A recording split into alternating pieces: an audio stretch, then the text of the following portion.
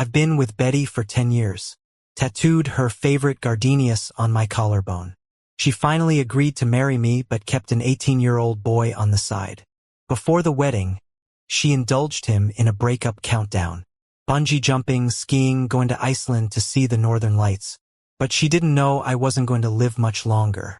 I booked tickets to leave the country, donated all her assets, and got the tattoo removed. While she counted down to the wedding, I was planning to leave her.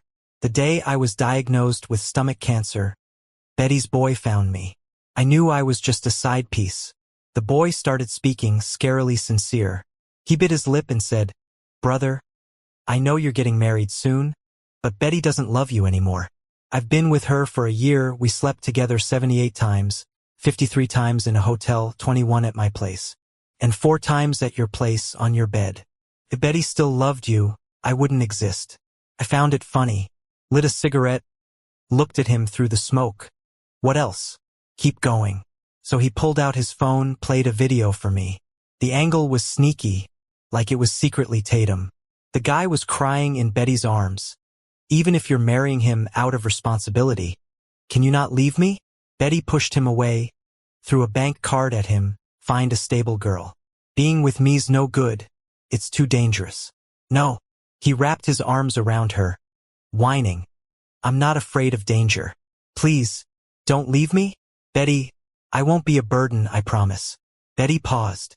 Her gaze swept over his face for a moment. Then she kissed him. I stubbed out the cigarette.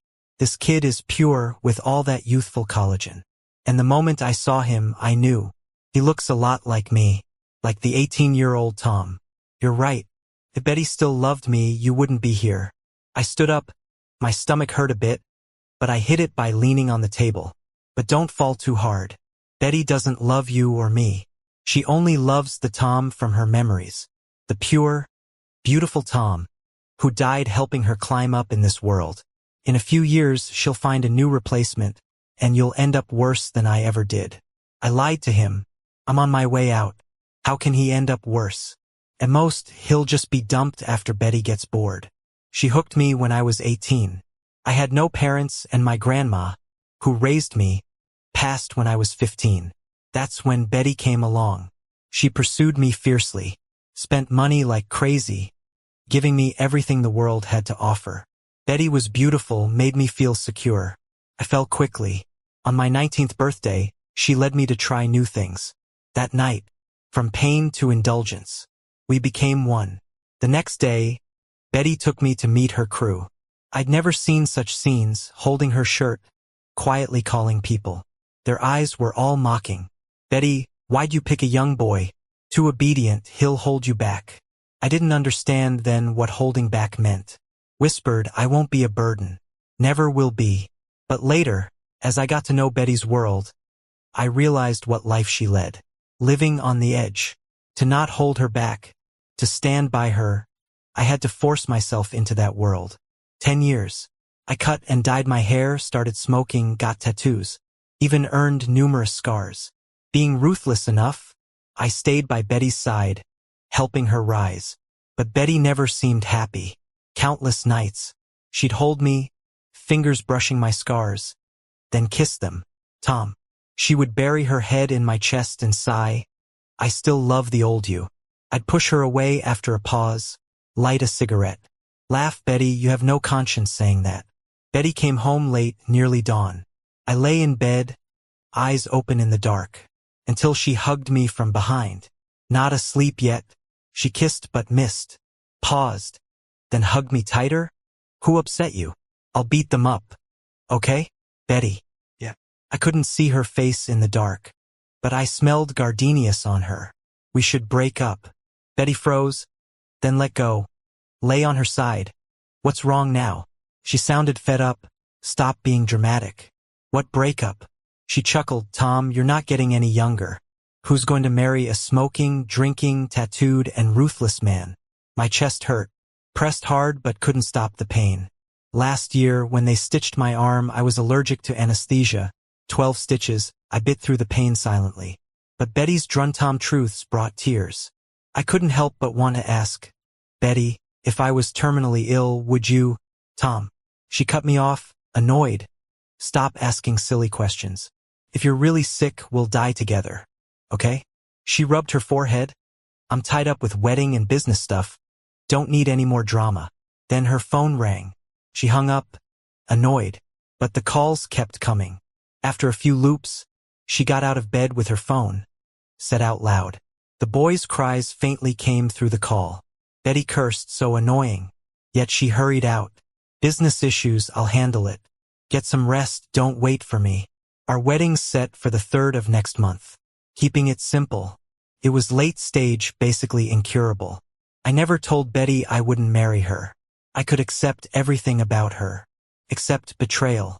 Just thinking about her holding another man, kissing his face, looking for me in that younger me makes my stomach churn.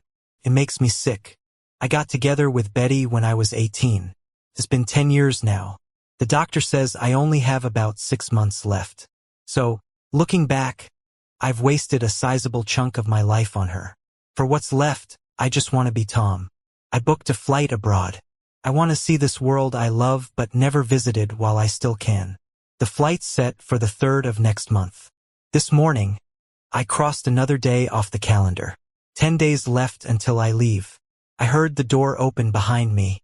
Betty walked in, wrapped up against the cold, took off her coat, and hugged me. She's still not into my short hair.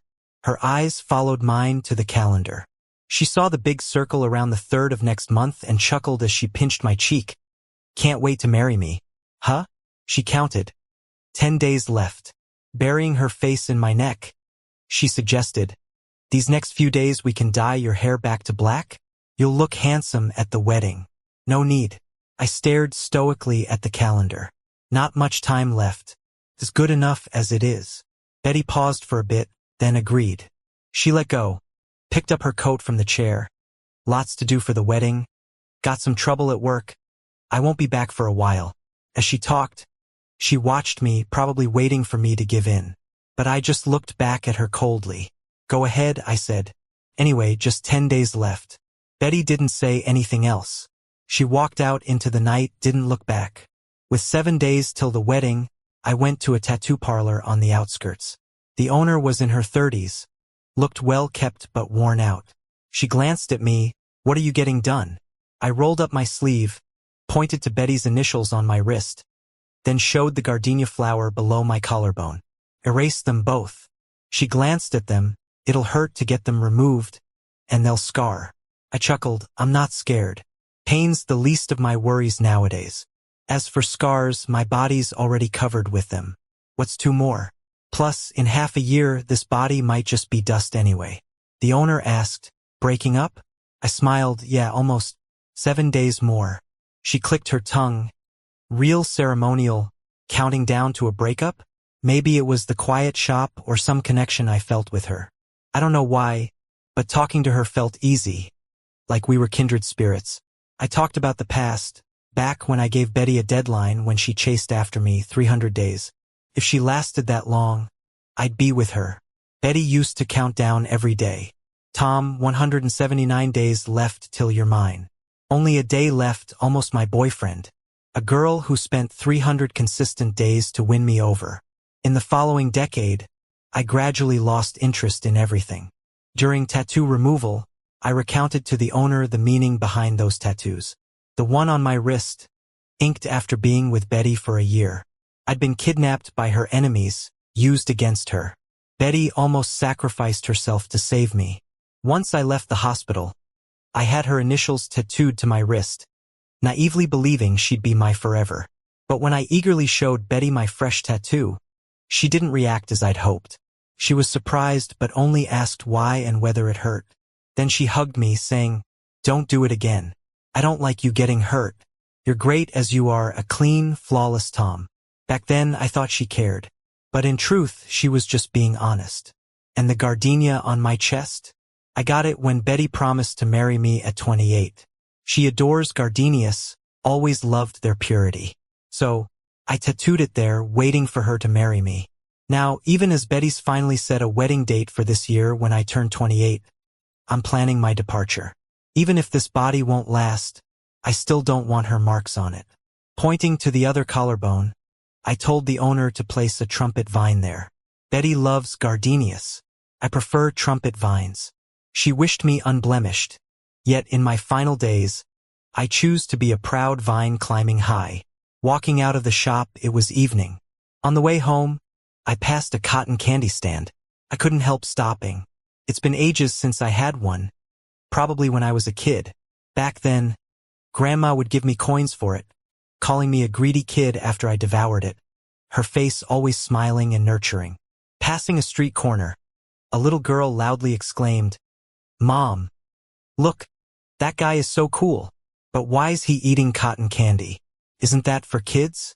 The mom laughed. "Who says only kids can have cotton candy? Everyone can. Sweet things make people happy." I continued walking, hearing the little girl's voice trail off. "But why doesn't he look happy after eating that sweet candy, Mom? He seems lonely." Her voice faded as I reached home. The cotton candy was gone, only sticky hands left. I washed my hands once inside. Betty called not long after. She seemed tipsy. "Tom." She smiled on the other end of the phone. "Just 7 more days and you're marrying me. Tomorrow, want to pick out a wedding dress? You decide." Betty was silent for a bit. I could vaguely hear a guy playfully whining on the other end. "Betty, let me come with you to try on dresses. Don't you want to see me in wedding clothes?" After a long pause, Betty's hoarse voice replied, "Okay." I wasn't sure if she was responding to me or to the guy beside her. Woke up and crossed off yesterday's date on the calendar. Just 6 days left. Today I'm going to a concert. Changed clothes, washed up, did my makeup. Felt a bit unwell, though a bit of pain, but manageable. The reflection in the mirror wore Betty's least favorite short skirt, showing off skinny limbs, a peaceful smile. Finally made peace with all those ugly scars. Under the right collarbone, a Chinese trumpet vine bloomed. The concert was packed. I joined the crowd singing loudly. My proud destruction, my hated ordinariness. It reminds me of what I love most. Maybe I was too into it, only realized the pain inside me after the song ended. Holding on to my seat, silently enduring. Suddenly, a carton of milk was offered to me. The stomachache made me glance up. It was a young face. The girl wore a creamy white down jacket, smiling. Stomach ache? The milk's warm. It might help. I took the milk, the warmth in my hand driving away some of the coldness. "Thank you." During the song break, she shook her head. "It's all right. My boyfriend loved helping people. He'd be really happy knowing I shared this with you." I looked at the empty seat next to her. "Did your boyfriend have something come up and couldn't make it?" She smiled, but her eyes quickly filled with a thin layer of frost. "He passed away. I'm here for him to watch the concert." The milk I just drank felt stuck in my throat. "Sorry." "No problem." Music started again. Everyone eagerly watched the stage for the lucky audience draw. The big screen flashed quickly through faces. When the screen paused, I saw myself. The photographer seemed to think I and the girl were a couple. People around were calling for us to kiss. Quickly, she pulled out a photo and held it to the camera. It was of her boyfriend. A microphone was handed to me, and I was at a loss for words. In the end, I softly wished, "Hope more people see you, love you, wish you all the best." I didn't know what else to say, so just wished everyone here a long life. Some people laughed, probably not understanding why my wishes were so simple and vague. The camera moved on swiftly. As the next song started, I saw the girl beside me gently cradling the picture, her eyes red, and wish Felix a long life too. In that moment, for some reason, I wanted to cry too. After the concert, I forced myself home. Forgot to close the window in the morning. It was freezing inside. Closed the window, took a shower, then collapsed onto the bed, scrolling through a short video platform. Suddenly, a possible acquaintance's new video popped up. The ID said Mike. In the video, the guy wore a white suit, and the woman beside him had her face blurred out. His eyes were innocent, hiding ambitious desire. Countdown 6 days. And my girlfriend is marrying someone else. A few more days to have you. Wish this moment could last forever. On screen, Betty gently hugged the guy's waist, her action tender. Countdown 5 days. Today I felt okay. Woke up early, did something big. I donated all of Betty's savings that she'd left with me. Every cent. She betrayed me emotionally, but never held back in life. Almost all her earnings over the years were transferred to me, leaving herself just enough for everyday expenses. I put her name on the donation since it was her money, letting her earn some karmic merit. As for my savings, I donated half, keeping the rest to spend.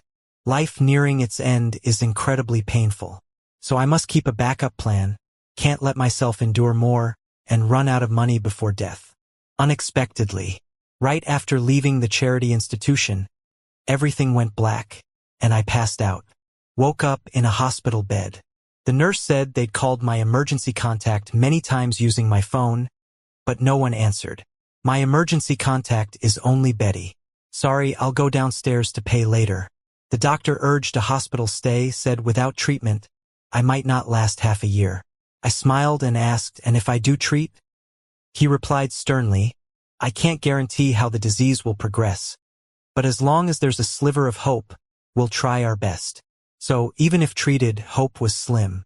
Thank you, doctor, but please help me discharge. Just out the office, Betty's call came in. Was busy, didn't hear. What's up? I watched the familiar figure down the hall.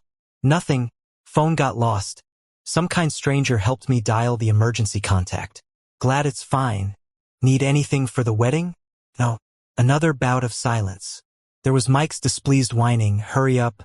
The ice cream's melting. Betty spoke. Call me anytime. The call ended. I frowned at the familiar person not far away. The tattoo shop's owner. She picked up her wig knocked off by a passing kid. Looked up and we locked eyes. It's you? She recognized me too, adjusted her wig, and continued, didn't mention last time, but we're quite alike, short-timers both. That day I planned to close the shop. She smiled, you were my last customer in my career. What's your illness? Leukemia. She was carefree about it. Really two unfortunate souls. We smiled, watching the smoke drift with the wind, just like our oncoming ends. I changed my flight, not going overseas anymore. Booked a flight with Henry. My health just can't handle the journey to the Atlantic. Maybe it's destiny, or maybe I just wasn't meant to see those foreign sights in this life. We were both unlucky in life and instantly clicked on one thing: we wanted to see the ocean. Last night, Mike posted a new video. Just 5 days left. Thank you for braving your fear and going bungee jumping with me. I love you too. In the video, Betty and he were strapped with safety ropes, standing on a 100-meter high platform. They embraced and jumped. She was a bit stiff because of her fear of heights, but as they leaped, she shouted loudly, I love you. 4 days until the wedding. Henry asked me if there was anything I wanted to do. I thought for a bit and asked him to go see someone with me. On the way, Henry asked, is he a friend of yours? I shook my head. Quite the opposite, he's kind of my nemesis. Henry raised an eyebrow but didn't ask more. He also went with me to a flower shop to order a bouquet. Victoria's the toughest guy in a few blocks of the East End. Manages 7 or 8 bars, tough on others, tougher on himself. We've been fighting openly and secretly for years. Neither of us really winning. As soon as I entered the bar with Henry, we were stopped. Tom? He got called out, frowned at me. What are you here for again? To curse you out, old man. He instantly changed his expression, then started cursing. I listened to him for half an hour. Felt pretty good after that. Grabbed a drink from the side, took a sip, wanted another, but Henry stopped me. A taste is enough. I relented unwillingly. Waved at Victoria, all right, I'm leaving. You better settle down sooner or later. Otherwise, how will you have the energy to find a girlfriend? As I walked out of the bar, I could still hear Victoria bewilderedly asking around, damn, did he just come to curse at me for half an hour? Is he crazy or what? I looked back just in time to see him kicking a sidekick. Did I lose just now? I didn't do my best. I chuckled and left. Maybe because I'm dying, my lifelong nemesis seemed kind of cute now. On the way home, my phone suddenly buzzed. Victoria sent me a picture of a bouquet of roses. Is this from you? Yeah. There was a pause for nearly 2 minutes. Then more messages started coming in. Victoria, what's with the flowers? Little girls like flowers. Why would I care about this? You didn't hide a bomb in them, did you? Tom, don't think you can make peace just by sending flowers. It's not the first time I'm receiving flowers. The flowers are quite nice, thanks. Let's have a meal sometime. I looked at my phone, smiled, and slowly typed back, sure, if there's a chance. In the evening, Mike updated his video again. Just 4 days left. Hate to part. Let's go skiing. Love how you protect me. Reminds me of my mom. In the video, Mike fell on the snow. From the height, someone skid down. Betty rushed over and shielded him with her body.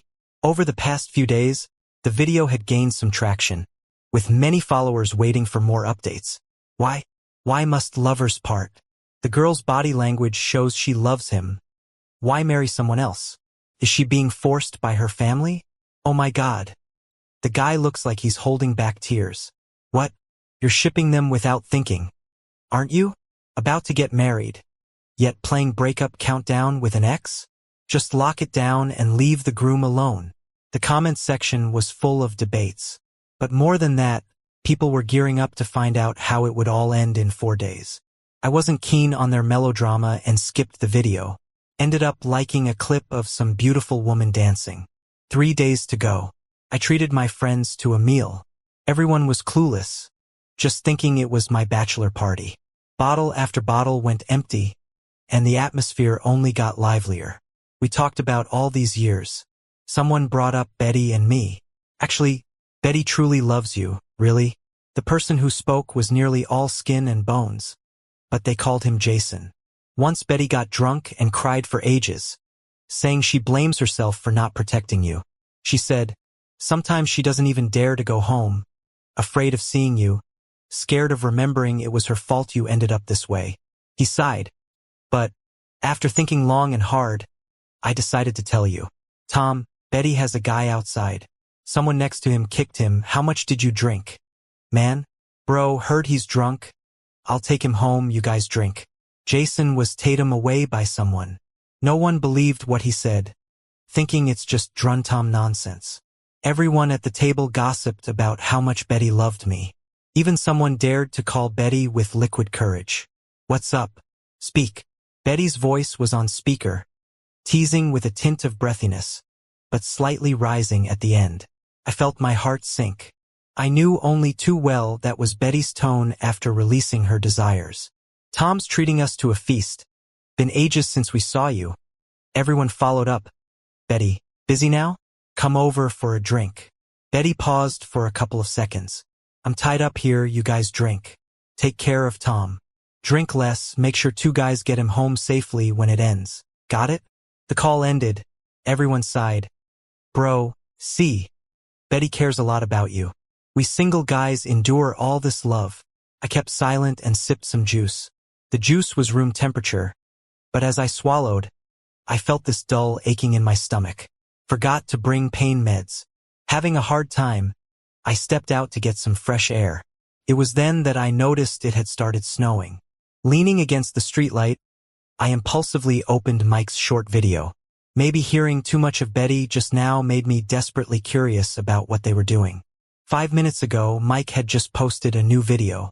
He and she were side by side, with a dazzling aurora above. 3-day breakup countdown. To fulfill my wish, she flew me to Iceland overnight to see the aurora. The aurora is beautiful, but not as beautiful as her. But what can I do? She's about to not be mine anymore. Whatever. God, don't worry about me. Just let her be happy. I'll be fine.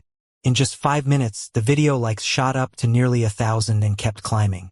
Crying to death. God, don't worry about me. Just let them be happy. First time hating the main girl. Seriously, did that guy save the bride's whole family or something? Speechless, there's a bunch of love fools in the comments. I stared at the aurora in the video, mesmerized by its beauty. Curled up in Betty's arms, I watched the TV with envy. Betty, promise me once you've made money you'll take me to see the aurora. Okay? Sure. Betty answered softly. I'll definitely take you there. Snowflakes fell on my eyelashes, making my vision blurry. I blinked, and the snow melted. But the person holding hands with her while watching the aurora wasn't 19-year-old Tom. The day before the wedding, I got a call from Betty early in the morning. Tomorrow's the wedding. She sounded a bit tired. Nervous? Not really. Busy lately? Miss me? Not really. Another silence. She murmured, I know you've been upset lately. Tomorrow I'll give you a surprise at the wedding. Okay? Okay. After hanging up, I headed out, flagged a cab, and went straight to the cemetery. My dad, mom, and grandma are all there. Soon enough, it'll be my resting place too.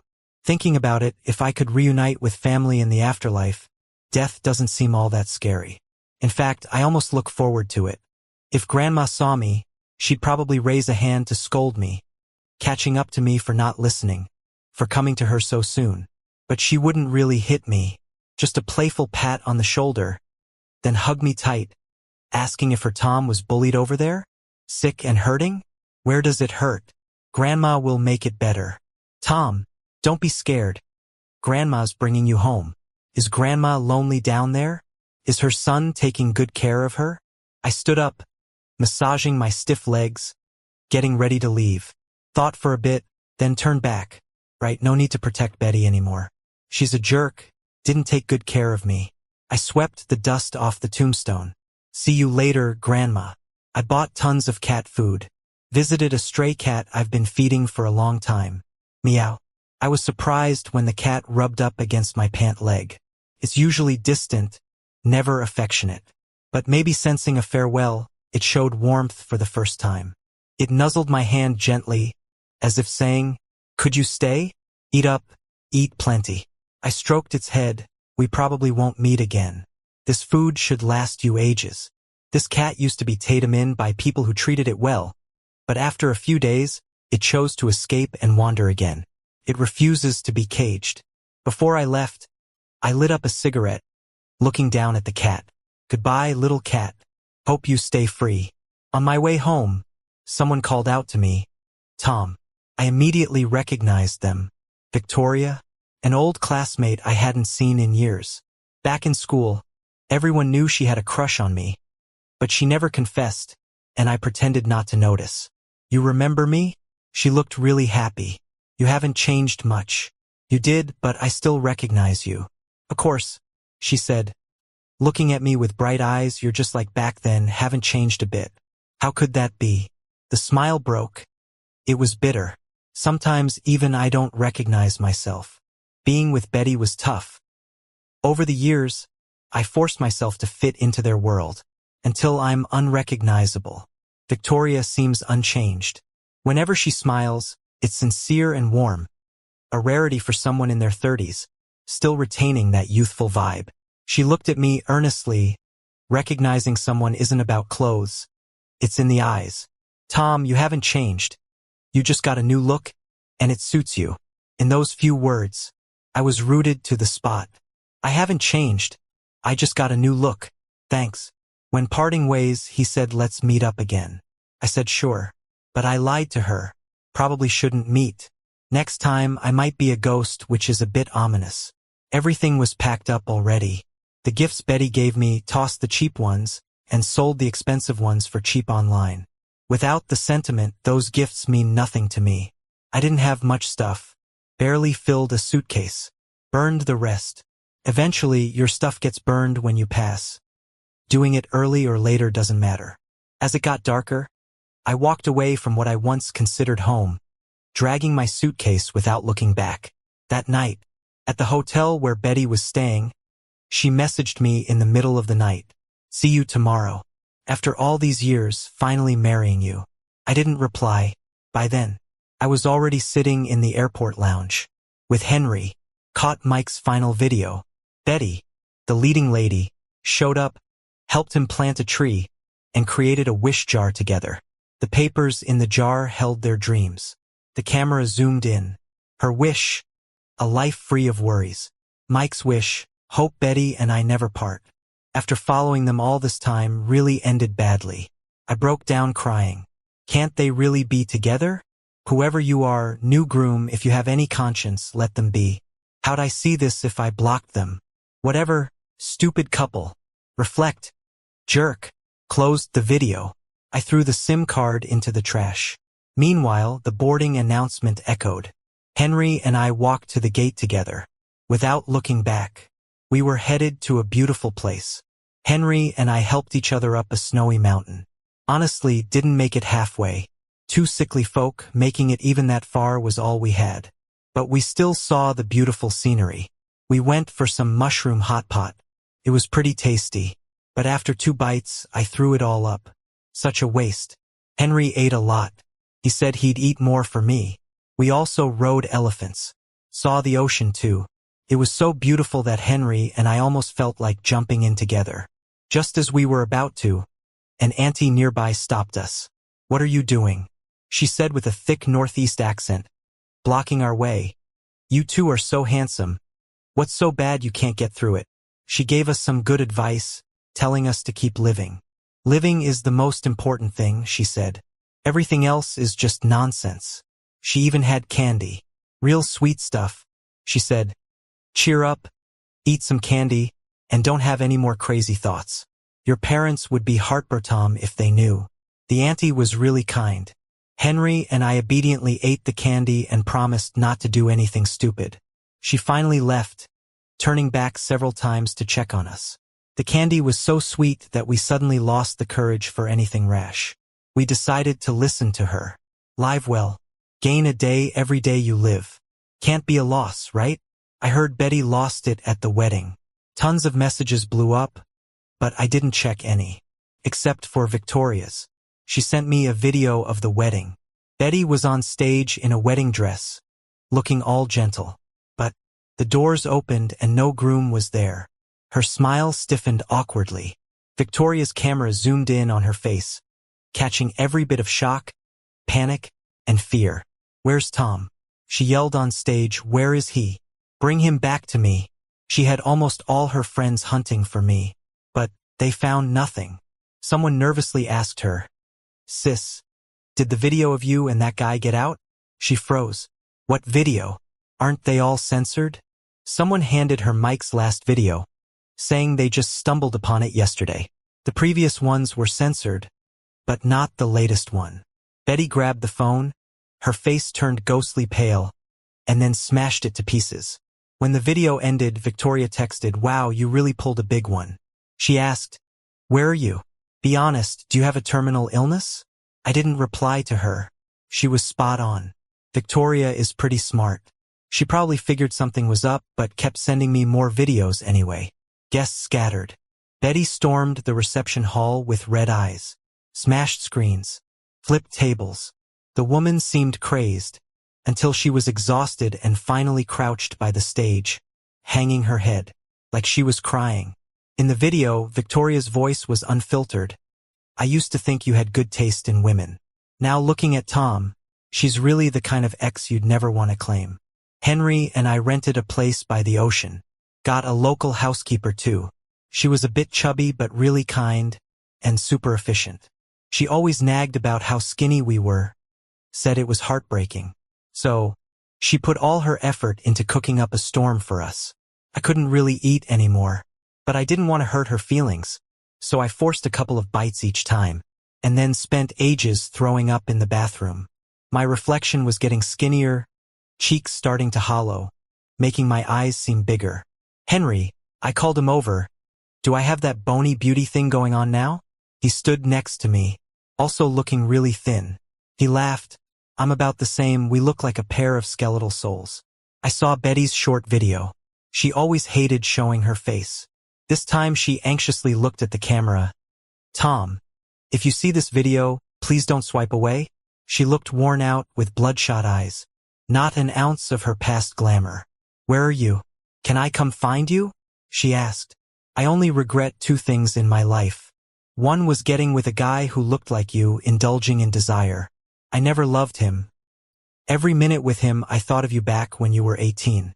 The other was dragging you down all those years ago."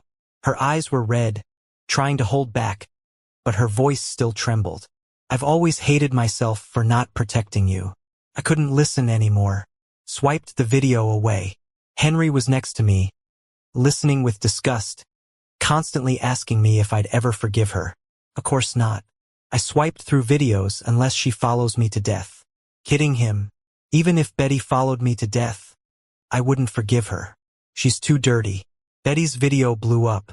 She and Mike quickly became infamous on social media, became the symbols of untrustworthy folks. Everyone thought a powerful groom was forcing Betty into marriage, and it was all to break up with a bang. But they weren't expecting this pairing. What about the groom's 10 years of love? What about my tears those days? Being a homewrecker like that, what a storyline. The guy was my middle school classmate, always playing innocent with that face. Secretly stealing girlfriends, bullying other boys, just downright nasty. Finally, the disgusting couple got their comeuppance. Such a relief. No one's firing at me now, right? Soon, Mike's history got exposed fully. His past misdeeds spread like wildfire in the comment sections, with former classmates tearing him apart. Mike and Betty's photos turned into all sorts of memes. Every meme was full of foul language. Even spawned a new catchphrase. Don't be too Mike. Compared to Betty, he was just a kid with no backing. His address was easily found, and local do-gooders began camping outside his house. Their home was on the ground floor. Every night people would bang on the windows. Whenever he went outside, people would call him a homewrecker. People threw rotten eggs into his room and splashed paint on the door. The whole family became a laughingstock. Heard Mike got depression from it all, locking himself up, obsessively reading the hate online, and breaking down crying, then screaming and smashing things. Betty dumped him. Because of that viral video, there was some talk he even got beaten up pretty badly. The poor kid ended up being carried home by someone. It was all over the internet. Later on, Mike completely lost it. He'd spend his days in his room, crying and laughing, holding onto a giant stuffed bear named Betty. 2 months passed. His parents ended up taking him to a mental hospital. Someone snapped a photo of him at the hospital entrance. In the video, he looked nothing like his innocent past self. His hair was a mess, and he was acting all crazy. He got so thin you could barely recognize him, and when he looked at people, it was like he was always scared. People online seemed pretty happy with this outcome. They were like, serves him right. Finally, some justice. They were waiting for the girl's karma, wondering why she got to hide away. Rumor had it she was a troublemaker, and some folks were wishing the worst for her. As for me, I might have just been unlucky. The doctor told me I had about 6 months to live. Yet here I was only 2 months in, and my body just started giving up on me. The day after Henry and I rode elephants, I couldn't even get out of bed. We'd agreed there would be no more treatments. But Henry, eyes all red, ended up taking me to the hospital anyway. He was panicking. They took me to the ER. When I came out, I saw Henry, his eyes all bloodshot. He said, "You scared the hell out of me." He tried to take out a cigarette, but then he remembered we were in the hospital, so he stopped himself. In the hospital room, we looked at each other for a long moment, and then we both started laughing. Isn't it funny how complicated people are? Two guys who thought they were ready to laugh in the face of death ended up chic-toming out when it came knocking. Nobody's ever ready to really let go. You can't fight fate. Henry touched the flower tattoo on my collarbone, and though he was smiling, he couldn't stop the tears from falling. "This is my last piece," he said. "You're taking it with you so soon, you jerk." Well, he laughed, "At least the one who leaves first has no worries." He added, "Don't worry, I'll take your ashes back and bury them behind your grandma's grave. That way you can all be together again. Okay? Hey, wait for me down there, and we'll be reborn together." Henry's perspective. Tom died. He passed away in a place where it's always spring. He always said I was a free spirit. I didn't cry when he died. But when they pushed him into the crematorium, when I saw the flames consume him, I just couldn't hold it together anymore. That was Tom. One day he was laughing and coaxing me into taking my meds, and the next he was gone, taken by those flames. When he came out, he was just some ashes, put into this tiny box. Auntie was heartbroken, crying her eyes out. She kept mumbling, "If only I knew he was sick. I could have cooked him some lighter meals. Should have made him more soup, right?" She choked up, "Just a couple mornings ago. I raised my voice telling him to wear a coat. Do you think he thought I was being too harsh?" "Auntie," I said, holding back tears. He was only 28, even younger than my own son by a year.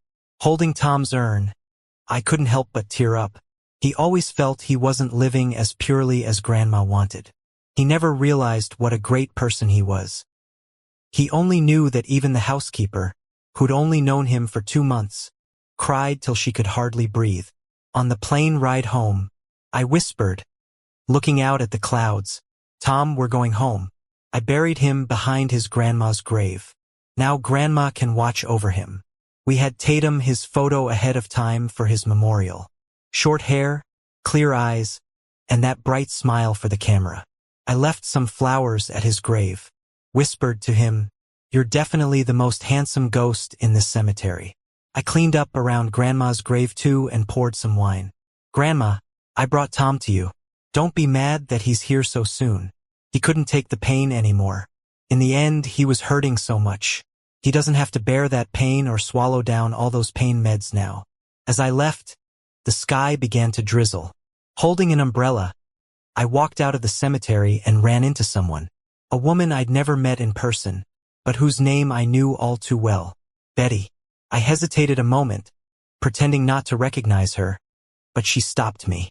She fixed her eyes on me and said in a raspy voice, "I've seen your photo. Your name's Henry. I checked the flight info and you and Tom left together." I looked everywhere for Tom, but I couldn't find him. Realizing something, she began to shake and looked over my shoulder toward the cemetery. "What are you doing here?" I met her gaze. One word at a time, I said, "I'm here to say goodbye to Tom." She stumbled back, her eyes instantly red. "Tom's dead. He died in my arms." Betty froze, this woman who was said to be so cold now shedding tears. "Where is he?"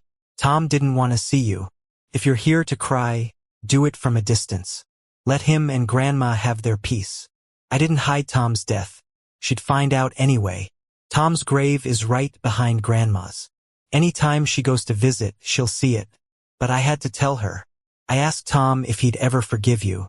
Betty's lashes fluttered, and she looked crushed, awaiting my reply. Deep down, she knew what Tom would have said.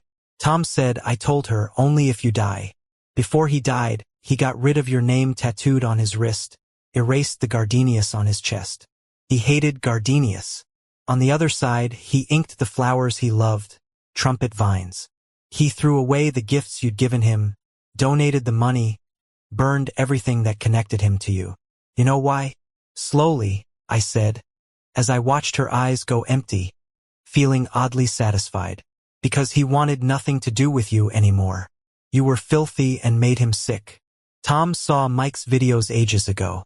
He knew about each day you spent with your lover counting down to your breakup. You really thought the countdown on the calendar was him eagerly awaiting your wedding? Suddenly, I burst into laughter.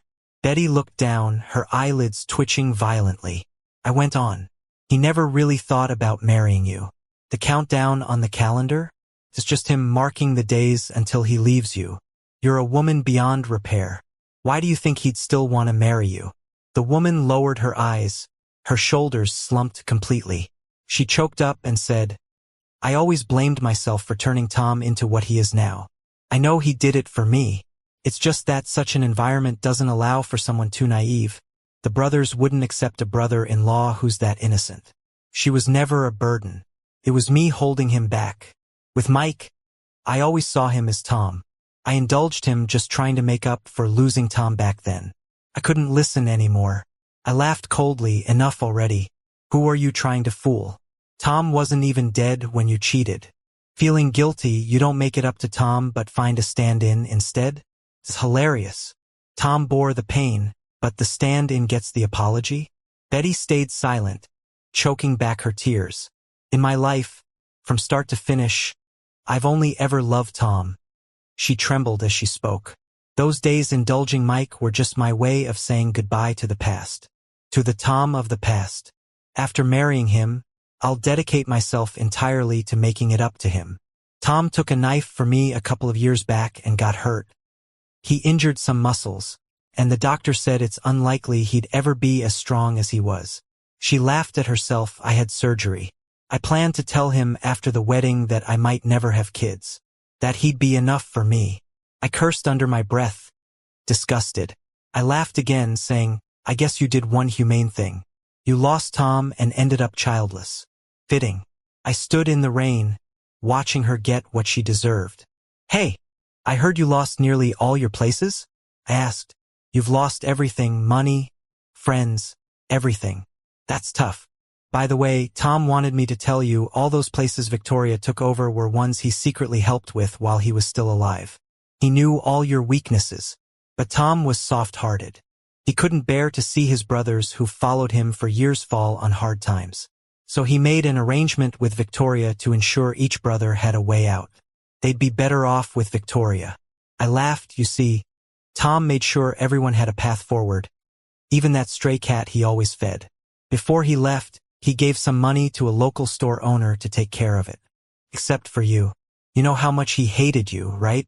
The rain came down harder, drenching her completely.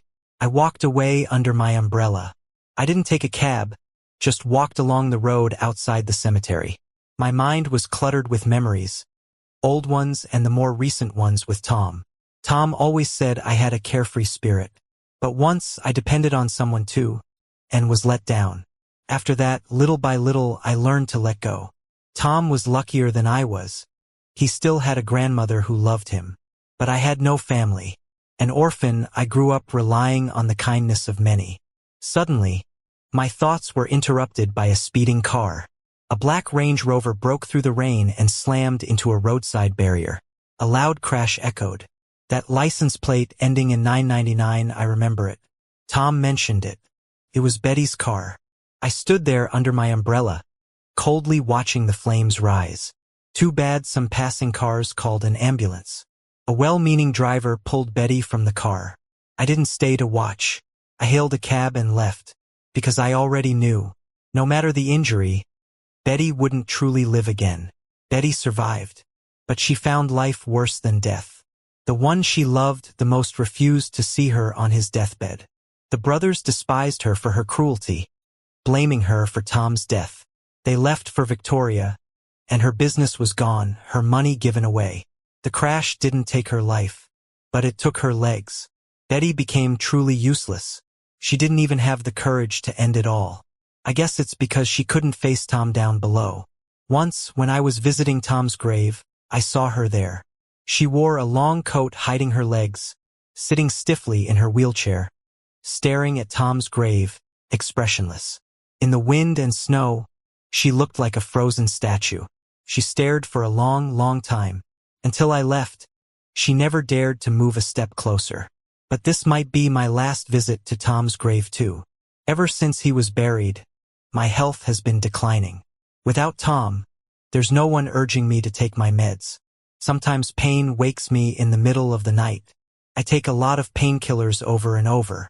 Finally, on a day when snow fell, my life came to its close. The bare branches had a light dusting of snow. Everything was white, and the trees seemed reborn. My vision blurred gradually. I seemed to see Tom. He stood in the snow, reaching out his hand to me. Walk on, Henry. Don't be afraid. I closed my eyes, surprisingly at peace with accepting death. I'd already prepared my affairs and bought my plot. Very close to Tom. The tombstone next to mine was put up last year. The guy's photo sharp and handsome, with a dimple on the left cheek when he smiled, gentle and sweet. The name on the stone is Hisui. Sounds nice. I think I'll like this new neighbor. Before my consciousness fades, I think after I'm gone, I'll open a tattoo shop in the afterlife. First, I'll tattoo Tom, who's become a ghost, with a trumpet vine flower, because trumpet flowers remind me of him.